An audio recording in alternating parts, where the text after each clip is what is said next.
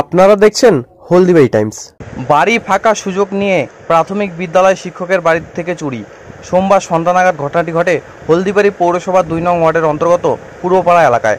প্রতিবেশী সূত্রে জানা যায়, ওই এলাকার তবিবর রহমান প্রামাণিকের বাড়িতে চুরির ঘটনা ঘটে। জানা গিয়েছে, তবিবর তার স্ত্রীকে নিয়ে সোমবার সন্ধ্যা 6:45 নাগাদ হলদিবাড়ি বাজারে আসেন।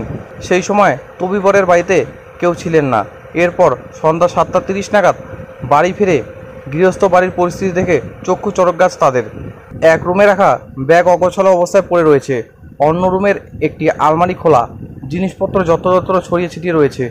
বাড়ির ছাদের দরজা খোলা, ছাদের সিঁড়ি ভেঙে ঘরে ঢোকার ছবি পরিষ্কার। এরপর খবর দেওয়া হয় হলদিবাড়ি থানায়। খবর পেয়ে ঘটনাস্থলে আসেন হলদিবাড়ি থানা পুলিশ। বাড়ির মালিক তবিবর বাবু জানান, 25,700 টাকার মতো খোয়া গিয়েছে। ঘটনার তদন্ত শুরু করেছে হলদিবাড়ি থানা পুলিশ।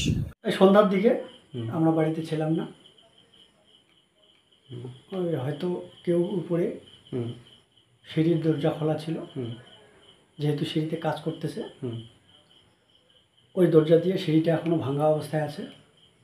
ঢুকে আমার ব্যাগ থেকে 25,000 টাকা ছিল, নিয়ে চলে গেছে। আমরা বাজার থেকে বাড়িতে এসে দেখি ব্যাগে পয়সা নেই। সিঁড়ির উপরে যে কাজ করা পালিশ করা ছিল পুরোটাই একেবারে ভাঙা। মানে উপরে যেহেতু সিঁড়ির দরজা খোলা ছিল, উপর দিকে ঢুকে আমাদের রুমের ডোর খোলা ছিল, লক করা ছিল না, ঢুকে এখান থেকে পয়সা নিয়ে গেছে। কী নাম আপনার?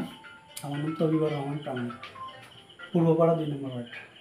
ধরে নেন 7:30 বের হয়েছি, তারপরে এসে দেখি এই ঘটনা। আচ্ছা, কি কটা দিকে ঢুকেছেন বাড়িটা?